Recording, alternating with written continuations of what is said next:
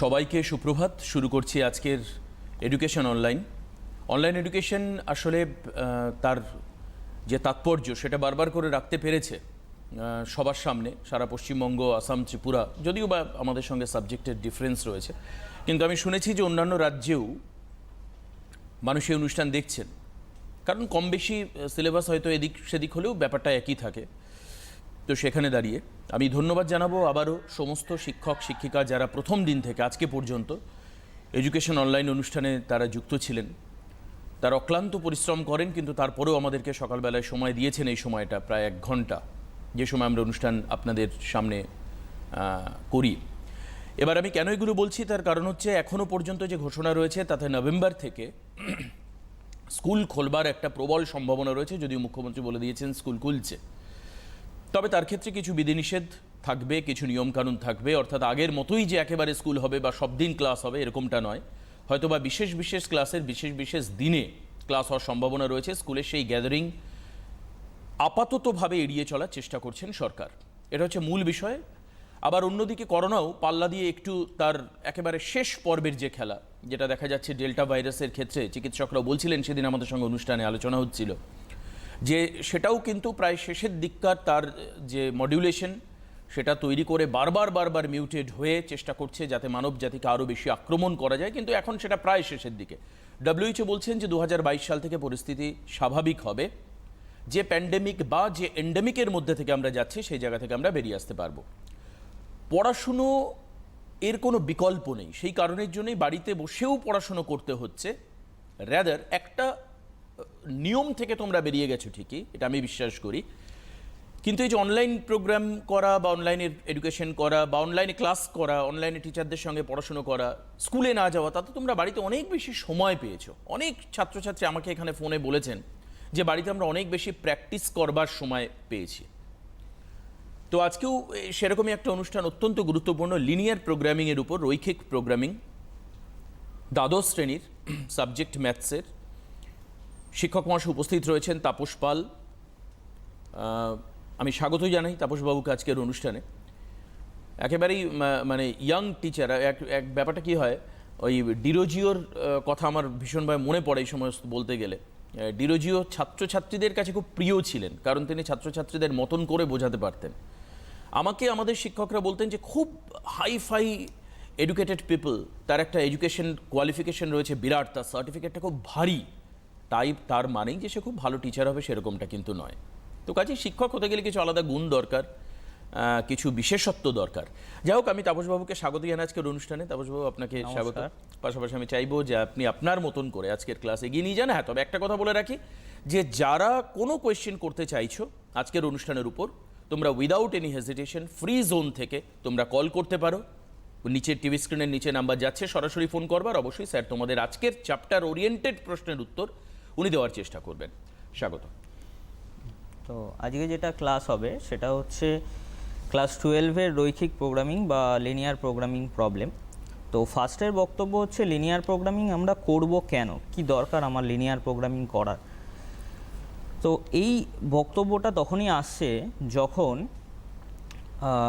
কিছু জায়গায় আমাদের ম্যাক্সিমাম প্রফিট দরকার হচ্ছে, বা সবচেয়ে কম ব্যয়ে আমরা কিছু প্রোডাক্ট তৈরি করতে চাইছি, বা কোনো খাবার মিশিয়ে একটা পুষ্টিকর খাবার বানাতে চাইছি। এই সমস্ত ক্ষেত্রগুলোতে গেলে আমাদের এই লিনিয়ার প্রোগ্রামিং প্রবলেমটা খুব কাজে লাগে। যেমন কোনো কোম্পানি তার ওয়ার্কশপ থেকে কিছু মাল গাড়িতে করে বিভিন্ন জায়গায় পৌঁছাবে। তো কটা গাড়ি লাগবে, কোন গাড়ি কোন দিক থেকে গেলে কোন জায়গায় কত মাল নামালে সবচেয়ে কম ব্যয়ে কোম্পানির সমস্ত মাল ডেলিভার হবে, এই সমস্ত প্রবলেমগুলো করার জন্য এই যে স্ট্রিমটা এসছে। এবার এই স্ট্রিমের যেটা বক্তব্য, সেই স্ট্রিমটা হচ্ছে আমাদের যেটা আছে সেটা হচ্ছে খুব ছোট্ট একটা পার্ট, আমরা গ্রাফিক্যাল মেথডে সলভ করব ক্লাস 12-এ। এবং এর বড় ব্যাপারটা আমাদের যারা ম্যাথস নিয়ে ভবিষ্যতে এগানোর কথা ভাবছো বা সায়েন্স নিয়ে এগানোর কথা ভাবছো, তাদের জন্য এটা কিন্তু খুব ভাইটাল একটা চ্যাপ্টার। এবং দেখা যাক, আজকে শুরু করি।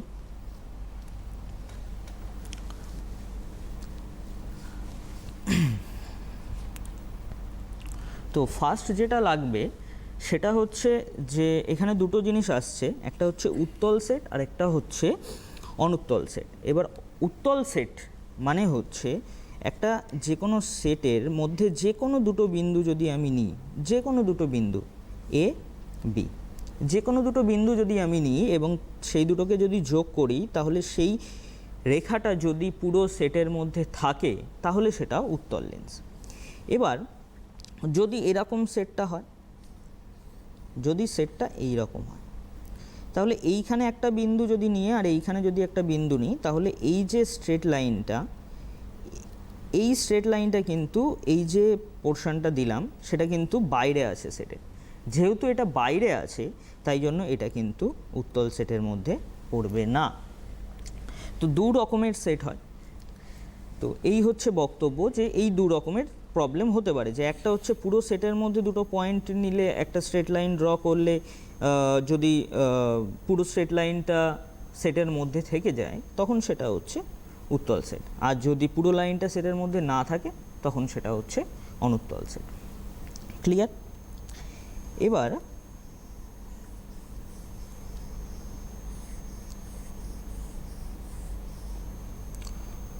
কত রকমের প্রবলেম হয় সেগুলো আমরা দেখব।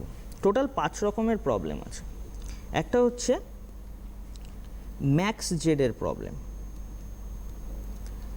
আরেকটা হচ্ছে মিন জেডের প্রবলেম, আরেকটা হচ্ছে মেনি সলিউশন,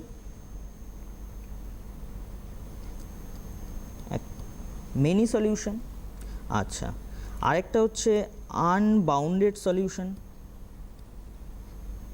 আরেকটা হচ্ছে নো সলিউশন। ম্যাক্স জেড মানে কি? ম্যাক্স জেড মানে কোনো কোম্পানি কিছু জিনিস বিক্রি করে সবচেয়ে বেশি প্রফিট কত দামে বিক্রি করলে পাবে, সেটা হচ্ছে ম্যাক্স জেড প্রবলেমের মধ্যে পড়ে।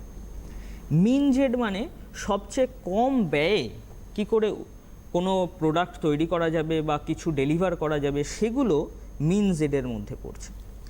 আচ্ছা, many solution, unbounded solution, no solution, ঠিক আছে, যে এই প্রবলেমটার অনেক রকমের সলিউশন হতে পারে, যে কোনো পথ দিয়েই যাও না কেন একই রকম খরচ পড়বে আমার, এরকম হতে পারে। আনবাউন্ডেড সলিউশন, এর কোনো ঠিকানা নেই, এরকম সলিউশন আসতে পারে যে এটার কোনো ঠিকানা হবে না। নো সলিউশন মানে এই প্রবলেমের কোনো সলিউশন নেই। এরকম 5 রকমের প্রবলেম হতে পারে। তো দেখি 5 রকমের প্রবলেম কীরকম কীরকম হতে পারে। ম্যাক্স জেডের problem, max Z 12x plus 9y। আচ্ছা, এইখানে যেটা বলা হয় বাংলায় বলা হয় বাধা গোষ্ঠী বা কনস্ট্রেন্টস।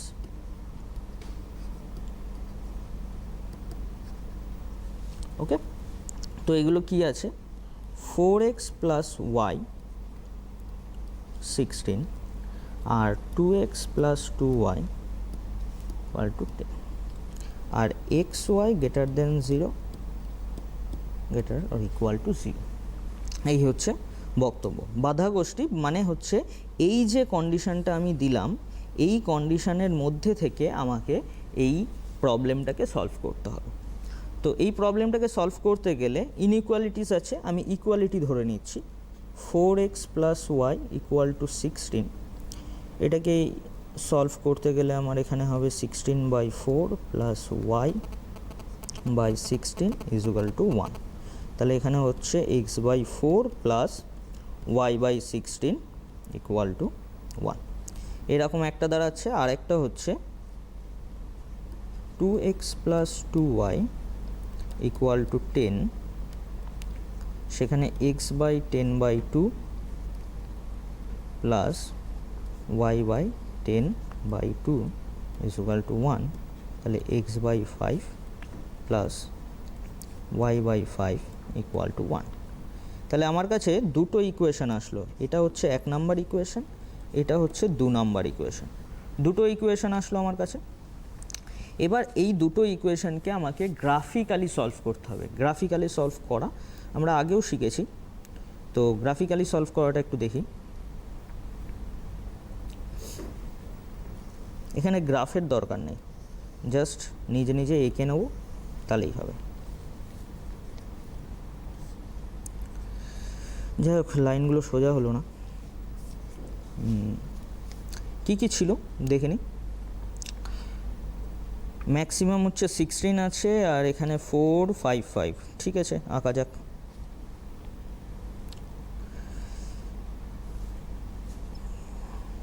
y 16 আছে, x 4 আছে, ঠিক আছে।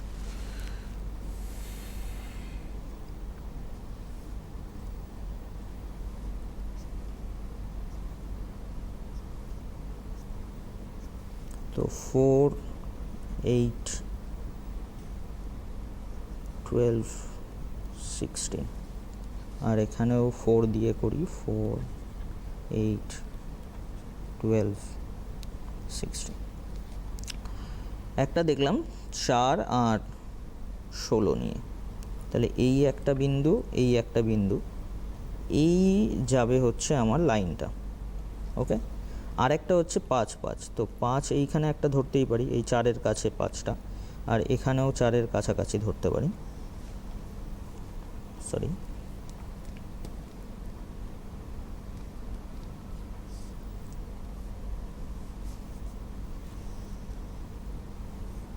এটা 5, ঠিক আছে। এগুলো স্কেল দিয়ে আঁকলে বেশি ভালো হয়, আমার কাছে তো এখন স্কেল নেই, স্কেলের সুবিধা নেই। তো লাইনগুলো যেন স্ট্রেট হয়, হ্যাঁ, গ্রাফ ইউজ করছি না মানে এরকম নয় যে একেবারে এই রকম আঁকলেই নাম্বার দিয়ে দেবে, হ্যাঁ, এগুলো যেন একটু স্ট্রেট হয়। আমি জাস্ট এখানে দেখিয়ে দিচ্ছি। তো এখানে কি হলো, এই পয়েন্টটা হচ্ছে আমার 4,0 হলো, এখানে 5,0 হলো, আচ্ছা, এখানে হচ্ছে 0,16, আর এখানে হচ্ছে 0,5। তো এটা হচ্ছে একটা লাইন, আর এটা হচ্ছে আর একটা লাইন, দুটো লাইন। এইবার আমি আগের যে পার্টটা আছে সেই পার্টটাই যাই। এখানে কি আছে, এখানে আছে less than 4x + y less or equal two 16। তো লাইনটার কোন পাশটাতে, মানে কোন পোর্শনটাতে অ্যান্সারটা থাকতে পারে সেটা দেখার জন্য এই যে ইকুয়েশনটা আছে সেখানে আমরা কি বসাবো, অরিজিন বা মূলবিন্দুটা বসাবো, মানে 0 0টা বসাবো। 0 0 বসালে যদি স্যাটিসফাই করে যায়, যেরকম এখানে স্যাটিসফাই করছে, যদি 4 × 0 + 0 বসায় তাহলে এটা 0 আসছে, তার মানে হচ্ছে এটা লেস অর ইকুয়াল টু 16। তো এটা স্যাটিসফাই করছে, তার মানে, আর পরেরটাও দেখে নিই, এখানে এই সেকেন্ড ইকুয়েশনটাতেও স্যাটিসফাই করছে, 0-র দিকে স্যাটিসফাই করছে, তার মানে আমরা গ্রাফটাতে কোন দিকে স্যাটিসফাই করবে দেখব, লাইনটার এই দিকে গ্রাফটার সলিউশন হবে, এই দিকে, আর এইটার এই দিকে, এটার এই দিকে। এটা হচ্ছে ইকুয়েশনটা, x/5 + y/5 = 1, আর এই লাইনটা হচ্ছে ইকুয়েশনটার জন্য 4x + 4y/16 = 1। তো এই যে ছোট্ট একটা পোর্শন এসছে, এই পোর্শনটা হচ্ছে সলিউশন। এবার আরেকটা কন্ডিশন ছিল, সেটা হচ্ছে x > 0 y > 0। তার মানে এই এক্সের ওপরের পোর্শনটা হবে, আর এই ওয়াইয়ের এই পোর্শনটা হবে। তার মানে শুধু এই যে পোর্শনটুকু আছে, বাকি আছে এই পোর্শনটুকু হচ্ছে আমার অ্যান্সার। তো এই পোর্শনের অ্যান্সারটা বের করতে গেলে কীরকম, এই পয়েন্টটা, এই পয়েন্টটা, আর এই পয়েন্টটা, এই তিনটে পয়েন্ট লাগবে। তো আমি দুটো পয়েন্ট জানি, এ পয়েন্ট জানি, বিটা জানি না, সিটা জানি। তাহলে এ পয়েন্টটা কি আছে, এ পয়েন্টটা আছে হচ্ছে 0,5, বি পয়েন্টটা আমাকে বের করতে হবে, আর সি পয়েন্টটা আমি জানি সেটা হচ্ছে 4,0। আচ্ছা, বি পয়েন্টটা বের করি। বি পয়েন্টটা হচ্ছে এই দুটো ইকুয়েশনের সলিউশন বের করতে হবে। তো আমি একটা এক্স থেকে বসিয়ে দিচ্ছি, প্রথম ইকুয়েশনের এক্সের ভ্যালুটা বের করে দ্বিতীয় ইকুয়েশনে যদি বসিয়ে দিই তাহলে আমরা সলিউশনটা পেয়ে যাব। এখানে সুবিধা আছে আমার, ফার্স্ট ইকুয়েশনে y = লেখা যায় 16 - 4x, সেকেন্ড ইকুয়েশনে এটা যদি বসিয়ে দিই তাহলে আমার আসবে হচ্ছে, সেকেন্ড ইকুয়েশনে আমি যদি এটা বসিয়ে দিই তাহলে আসবে 2x plus 2 into 16 minus 4x equal to 10। তাহলে হলো 2x plus 32 8x equal to 10। তো সরি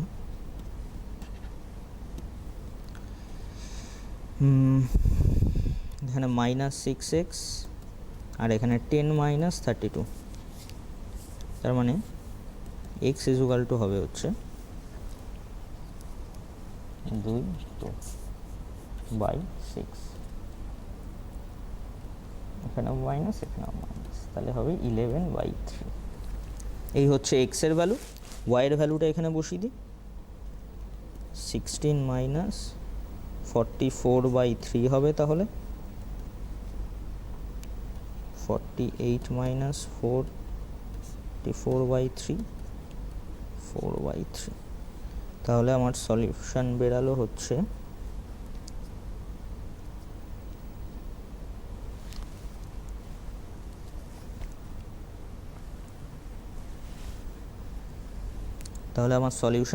হচ্ছে এটা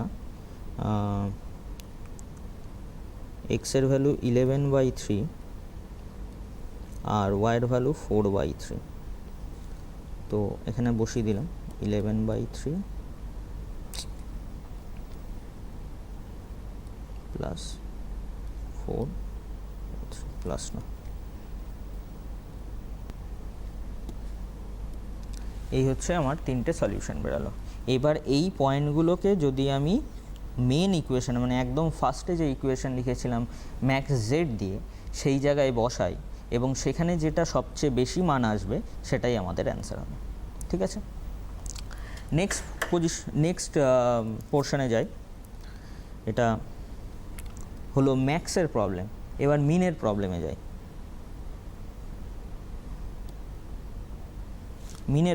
যাই। তো min Z is equal to 3x plus Y. আচ্ছা, আর কি দেওয়া আছে? 2x প্লাস 3y মানে কনস্ট্যান্ট যেটা বলছিলাম, লেসার ইকুয়াল টু 6 আর x plus y greater equal to 1, এটা দেওয়া আছে। তো এই জায়গায় আমি এইটাকে এত ডিটেল শেয়ার করছি না, এখানে জাস্ট জিনিসটা বলে দিচ্ছি। 2x plus 3y equal to 6 নেব আর x plus y equal to 1 নেব। তাহলে গ্রাফটা কীরকম দেখতে আসবে? আচ্ছা, এইটার তো গ্রাফটা করতে গেলে আমার লাগবে হচ্ছে x/6/2 plus y/6/3 equal to 1, x/3 plus y/2 equal to 1। তো আমার লাগবে হচ্ছে, আমি গ্রাফটা এটা x এটা y, এই ইকুয়েশনটাকে আমি নাম দিচ্ছি 2x plus 3y equal to 6। এটা হচ্ছে আমার এই পয়েন্টটা হচ্ছে 3,0 পয়েন্ট আর এই পয়েন্টটা হচ্ছে আমার 0,2 পয়েন্ট। আর এই ইকুয়েশনটার জন্য আসবে হচ্ছে এটা 1,0 আর এই ইকুয়েশনটার জন্য আসবে হচ্ছে 0,1। হলো। এইবার এই দুটো পোর্শনে আসি যে কোনটা স্যাটিসফাই করবে কোনটা স্যাটিসফাই করবে না। তো ফার্স্ট ইকুয়েশনে যদি আমরা 0 0 বসাই তাহলে এটা স্যাটিসফাই করে যাচ্ছে, তার মানে এই দিকে অ্যান্সারটা আসছে। ওকে, কিন্তু সেকেন্ড ইকুয়েশনে যদি বসাই তাহলে 0 গ্রেটার ইকুয়াল টু 1 হয় না কখনো, তার মানে স্যাটিসফাই করছে না মানে মূলবিন্দু যেদিকে থাকবে বা অরিজিন যেদিকে থাকবে তার উল্টো দিকে যাবে। তার মানে অ্যান্সারের পোর্শনটা হলো এইটা, কারণ x greater than 0 y greater than 0 মোটামুটি সব জায়গায় থাকে। তো এইখানে এইটাও অ্যান্সার হতে পারে বা এইটাও অ্যান্সার হতে পারে, কারণ এখানে মিনিমাম ভ্যালু চেয়েছে। তো এই যে ইকুয়েশনটা আছে যেটা বা জেড মানে হচ্ছে 3x প্লাস ওয়াই। তো সেই পয়েন্টটা যদি আমরা বসাই যে এটা এ নাম দিলাম আর এটা বি নাম দিলাম, তো এ পয়েন্টের ভ্যালু হচ্ছে 1 আর বি পয়েন্টের ভ্যালু হচ্ছে 3। তার মানে এ পয়েন্টে সবচেয়ে কম মান আছে, তার মানে এটাই হচ্ছে আমাদের সলিউশন। ওকে, এটা হচ্ছে মিন প্রবলেম গেল। এবার দেখা যাক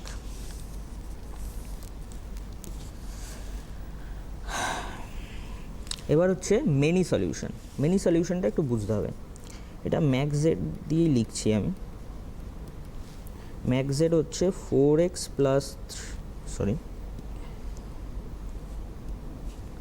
6y, ঠিক আছে। আর ওই কনস্ট্যান্টসগুলো কি আছে, 2x plus 3y less or equal to 100 আর 4x plus 2y less or equal to 120। তো এটাকে যদি আমরা সলভ করি তাহলে কি দাঁড়াচ্ছে, x বাই 50 দাঁড়াবে, এটা একবারে করে দিলাম, আর y by 100/3 is equal to 1 দাঁড়াবে।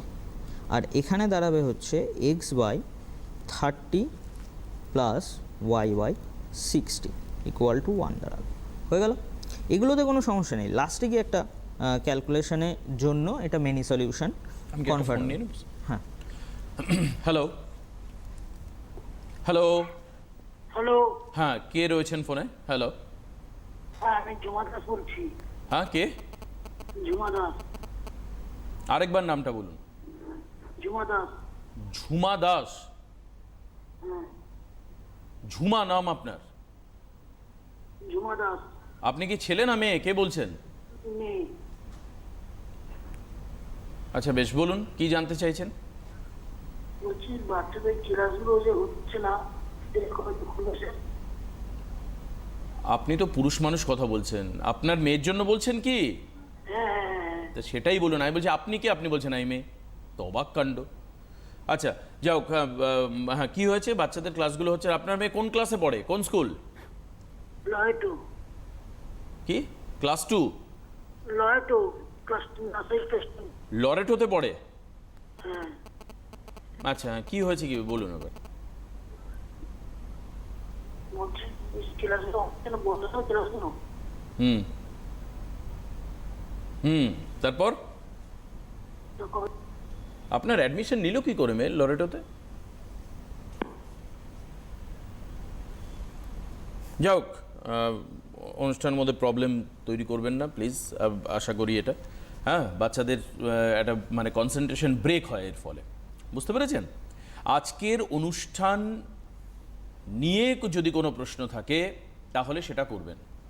ক্লাস কেন বন্ধ, স্কুল কেন বন্ধ, এগুলো আজ এই প্রোগ্রামে জিজ্ঞেস করবেন না, ঠিক আছে?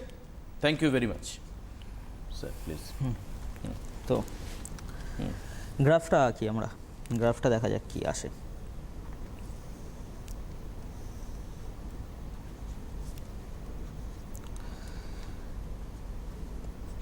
আচ্ছা 100/3 মানে কত একটু ক্যালকুলেট করে নিই। 33.33 যাবে, ঠিক আছে। তার মানে আমাকে যেতে হবে হচ্ছে এক্সে ম্যাক্সিমাম 50 অবধি আর ওয়াইয়ে ম্যাক্সিমাম 60 অবধি গেলে হয়ে যাবে, ঠিক আছে। তো আমি 10 করে নিই, 3 4 5, আর ওদিকে নেব হচ্ছে 6, 1 2 3 4 5 6।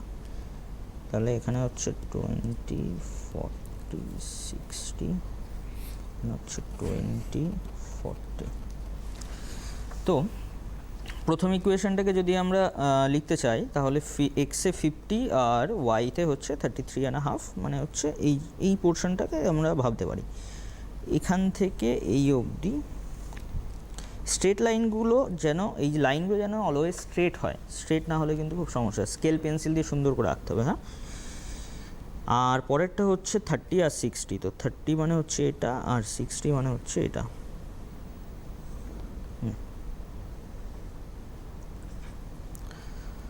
এবার সলিউশনটা কোন দিকে আছে, যেহেতু দুটোই লেস দেন আছে মানে 0 0 বসালে স্যাটিসফাই করে যাবে, তাহলে দুটোই অরিজিনের দিকে যাবে। হলো, তাহলে আমার অ্যান্সার পোর্শনটা কোথায় আসলো, এই জায়গাটা হচ্ছে আমার অ্যান্সার পোর্শনটা। ওকে, তো এই পোর্শনটা আর এই পয়েন্টটা আর এই পয়েন্টটা, এই তিনটে পয়েন্ট, আর এই পয়েন্টটাও ধরতে পারি, যেহেতু এই যে চতুর্ভুজটা তৈরি হয়েছে, এই চতুর্ভুজটার যেহেতু ভার্টেক্স এই কটা, তাহলে এই চারটে পয়েন্টই আমি ধরতে পারি। কিন্তু সলিউশন 0 0 বসালে তো এখানে 0ই আসবে, আর বাকি তিনটে বসিয়ে অ্যান্সার বের করে দেখতে হবে। কিন্তু এটা মেনি সলিউশনের কেন বলছি, কারণ আমরা যদি ম্যাক্স জেডটাকে একটু অ্যানালাইজ করি, তাহলে একটা 2 কমন নিলে এটা 2x + 3y হয়ে যায়। তো এই যে 2x + 3y ম্যাক্স জেডটা, এখানে একটা কনস্ট্যান্টও হচ্ছে 2x + 3y।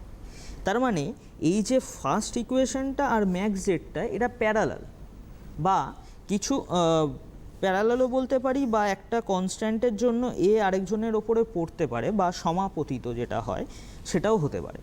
তো যেহেতু এরা দুজনে একই লাইনকে ডিনোট করে, এই লাইনটাকে ডিনোট করছে, ঠিক আছে, তাই জন্য এখানে মেনি সলিউশন হচ্ছে। মানে এই পয়েন্টের জন্য যা সলিউশন আসবে, এই পয়েন্টের জন্য তাই সলিউশন আসবে, এবং এই লাইনের ওপরে যে কোনো পয়েন্ট ক্যালকুলেট করে দেখলেই একই সলিউশন আসবে। যেরকম আমি যদি একটা এক্সাম্পলও দিই, এই পয়েন্টটা কত, এই পয়েন্টটা হচ্ছে 100/3, তার মানে 0,100/3। তো ম্যাক্স জেডে আমি বসাই যদি, তাহলে এটা 0 আসবে, প্লাস 6 × 100/3 মানে হচ্ছে 200।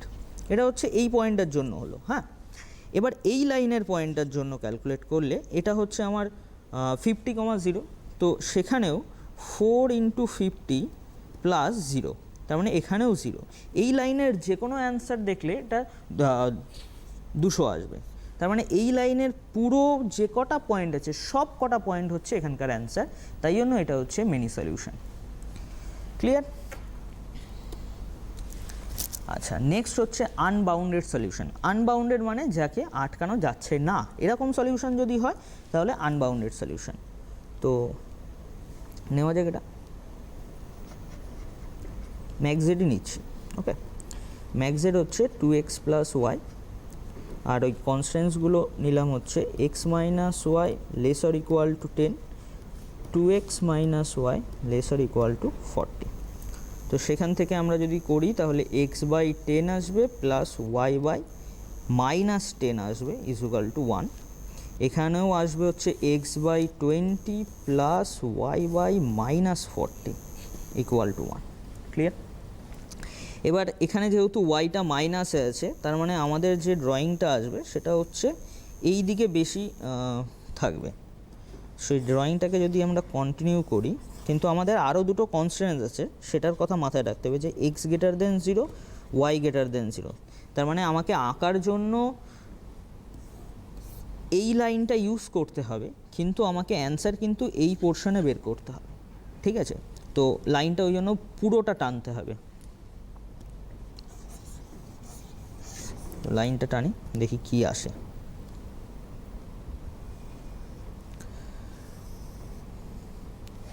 আচ্ছা, একটু ছোটো করেই করছি। হ্যাঁ, এগুলো 20 করে নিচ্ছি, তাহলে এটা মাইন হয়ে যাবে।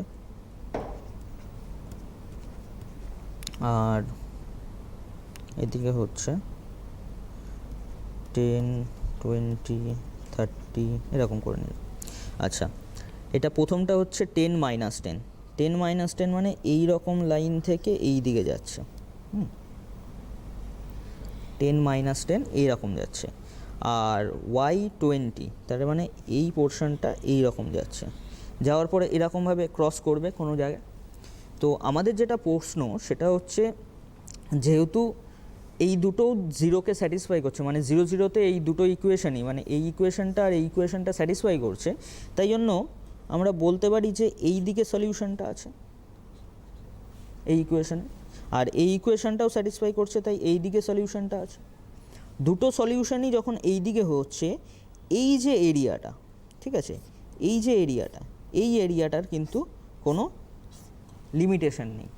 বলতেই পারি যে এইটা তো স্যার লিমিটেড আছে, আর এইটাও তো স্যার লিমিটেড আছে, কিন্তু এই যে ওপরের পোর্শনটা কত দূর গিয়ে থামবে এর কিন্তু কোনো লিমিটেশন নেই। আমি এই দিকে না যেতে পারি, এদিকে নাই যেতে পারি, কিন্তু তারপরেও এটা মানে ইনফাইনাইট অবধি যাচ্ছে, তাই জন্য এটা হচ্ছে আনবাউন্ডেড সলিউশন। ওকে, আর যদি আরেকটা হচ্ছে নো সলিউশন হবে বলেছিলাম, তো নো সলিউশনটা দেখি।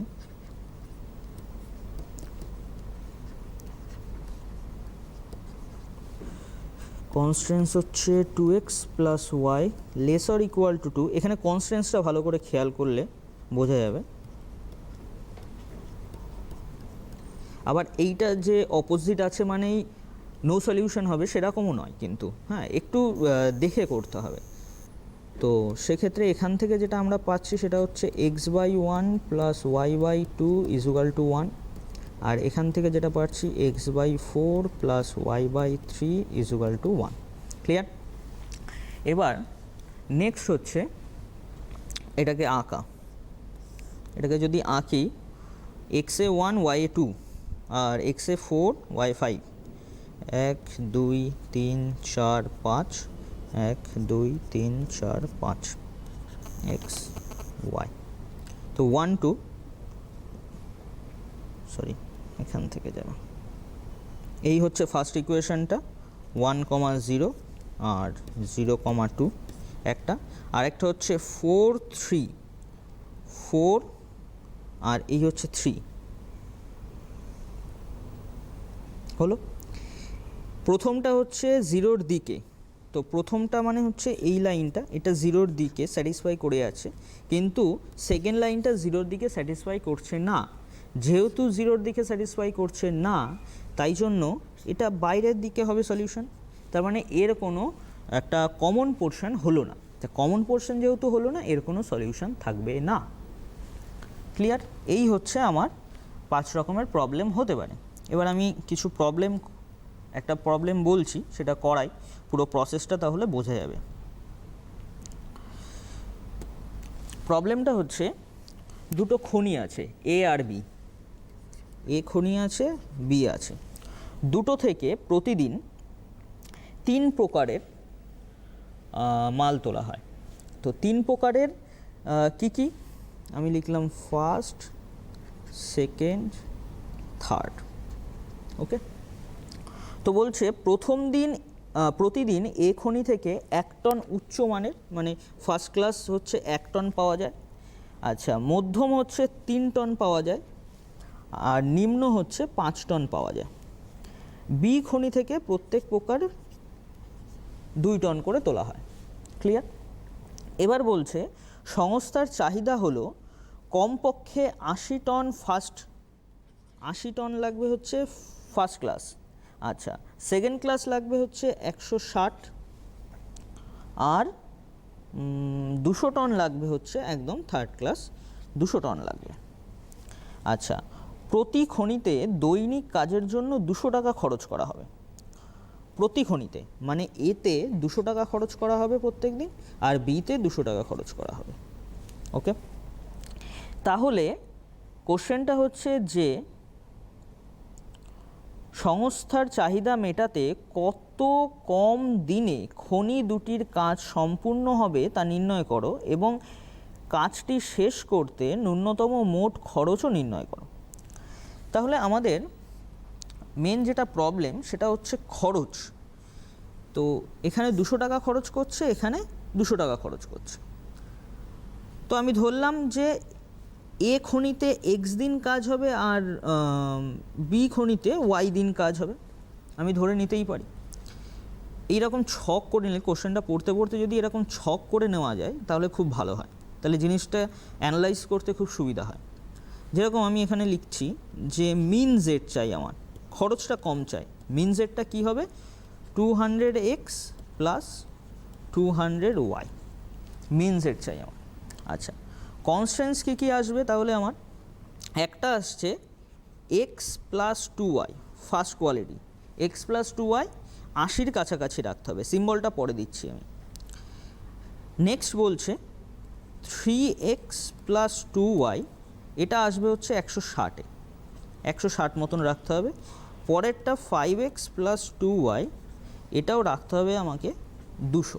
ঠিক আছে, এবার এই কনস্ট্যান্টস, এই যে সিম্বলগুলো দিলাম না, এই সিম্বলগুলো দেওয়ার জন্য আমাকে ইয়েটা পড়তে হবে, যে বলছে যে কমপক্ষে সবকটা ভ্যালুই বলেছে কমপক্ষে চাই। কমপক্ষে মানে আমাকে 80 তো তুলতেই হবে, 80-র বেশি হলে ক্ষতি নেই, ঠিক আছে? কমপক্ষে 80 তুলতে হবে, 80-র বেশি যদি হয় তাহলে কোনো ক্ষতি নেই। তো এই যে ভ্যালুটা, এটা বেশি হতেই পারে, বেশি অথবা সমান, বেশি অথবা সমান, বেশি অথবা সমান, এই হচ্ছে বক্তব্য গেল। আর X Y greater than equal to 0 এটা সব ক্ষেত্রেই লাগে। ক্লিয়ার? তাহলে আমার কাছে তিনটে ইকুয়েশন আসলো, একটা হচ্ছে এক্স প্লাস 2y, একটা হচ্ছে 3x প্লাস 2y, আর একটা হচ্ছে 5x প্লাস 2y। এই তিনটে ইনইকুয়ালিটি যেটা আছে সেটা দিয়ে আমাকে পুরো সলভটা করতে হবে। তো এখানে যাক দেখি।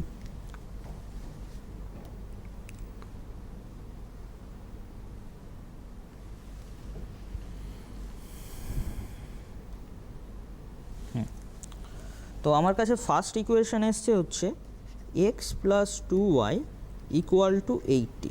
তো সেখান থেকে আমি কি পাবো? X by 80 plus y by 40 is equal to 1 হয়ে গেল। আচ্ছা, নেক্সট হচ্ছে নেক্সট ইকুয়েশন আমার 3x plus 2y greater than equal to, sorry equal টুই নিই আমরা এখানে,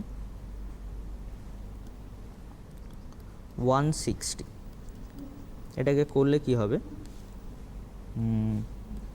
এক্স বাই 160 বাই 3 আসবে প্লাস ওয়াই বাই 80 আসবে। আরেকটা ইকুয়েশন যেটা আছে সেটা হচ্ছে 5x plus 2y equal two 200।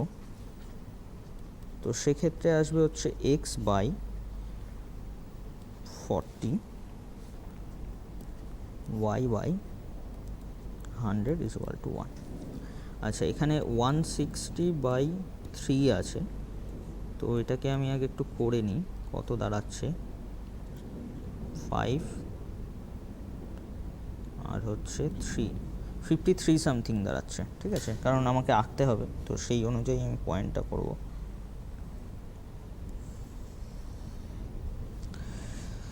Maximum এক্সে কত আছে? ম্যাক্সিমাম এক্সে আছে 80 আর ওয়াইতে আছে 100। 10 করেই যায়,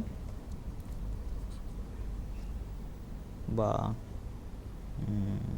আমরা 20তেও যেতে পারি, 20তে গেলেও হয়ে যাবে। 20, 40, 60, 80, 100, 20, 40, 60 বাই 20 করে গেলাম, হলো। প্রথমটা হচ্ছে এক্সে 80 ওয়াইয়ে 40, এক্সে 80 ওয়াইয়ে 40, এই হচ্ছে আমার ইকুয়েশন, মানে স্ট্রেট লাইন। স্ট্রেট লাইনটা একটু বাড়িয়ে নিচের দিকে যদি স্ট্রেট লাইনটাকে লিখে দেওয়া যায় খুব ভালো হয়।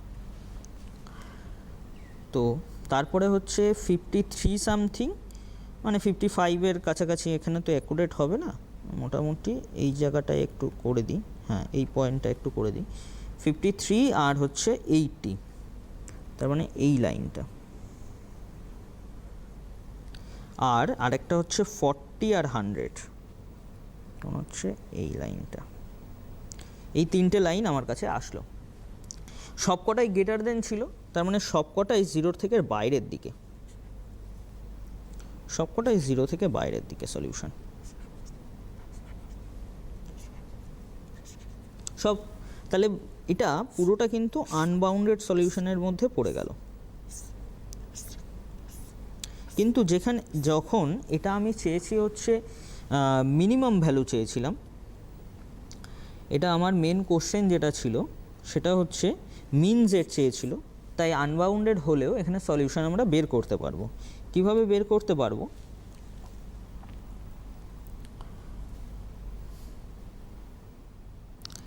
এই পয়েন্টটা বের করব আর এই পয়েন্টটা বের করব, ঠিক আছে? তো তোমরা বাড়িতে এই ইকুয়েশানগুলোকে সলভ করে পয়েন্টটা বের করবে। প্রথম পয়েন্টটা হচ্ছে 20, 20, 50 হবে, সরি। আরেকটা হচ্ছে যেটা আসবে সেটা হচ্ছে 40, 20 আসবে, এই, ঠিক আছে? তাহলে আমার কাছে টোটাল 3টে পয়েন্ট আছে, এটা একটা, এই সরি 4টে পয়েন্ট আছে, এটা একটা, এটা একটা, এটা একটা, এই 4টে পয়েন্ট আছে। এই 4টে পয়েন্ট আমাকে ওই মিন জেড বলে যে ইকুয়েশনটা লেখা আছে 200x 200x, সেই জায়গায় যদি আমরা বসাতে পারি 200x প্লাস 200y, এই ইকুয়েশনে যদি আমরা বসাতে পারি এবং সবচেয়ে কম যে ভ্যালুটা আসবে সেখান থেকে, এই 4টে পয়েন্টের মধ্যে সবচেয়ে কম ভ্যালু যেটাই আসবে সেটাই হচ্ছে আমার অ্যান্সার হবে। ঠিক আছে, তো প্রথমটা হচ্ছে আমার 0,100, তো প্রথম নাম দিয়ে দিই আগে, এ বি সি ডি, এই গেল। ওকে, আচ্ছা, তাহলে এই এর জন্য কত আসবে? এর জন্য 0,100 আসবে, তাহলে 1 2 3 4, এই হচ্ছে এ পয়েন্টের ভ্যালু। আচ্ছা, বি পয়েন্টের জন্য কত আসছে? 1000 প্লাস 10 1 2 3, তাহলে এটা হয়ে যাবে আমার 14।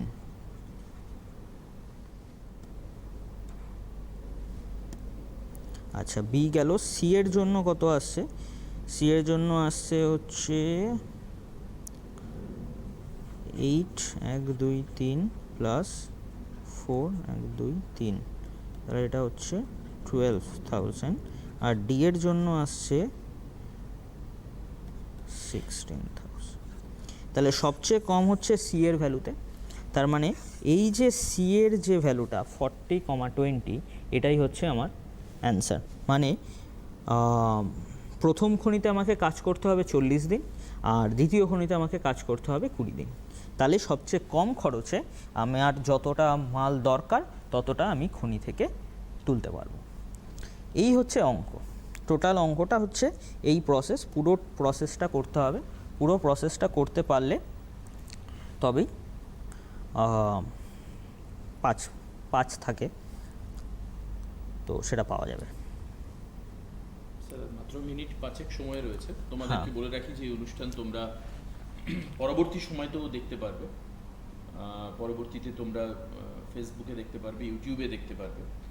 তার থেকে তোমরা পুরো ক্লাস এবং অঙ্কগুলো ঠিক যেভাবে স্যার বোর্ড ওয়ার্ক করাচ্ছেন ঠিক সেগুলোই আবার দেখতে পারবে। মানে অনুষ্ঠান যদি আবার পুনরায় গিয়ে তোমাদেরকে দেখতে হয়, আসলে অনেকে এখন টিউশনে রয়েছেও বা অন্যান্য কাজেও হয়তো বা ব্যস্ত থাকতে পারো, অন্য কোনো ক্লাস করতে পারো, পড়াশোনা করতে পারো, তো সেই কারণের জন্য এই ফেসিলিটি তোমাদের জন্য থাকছে।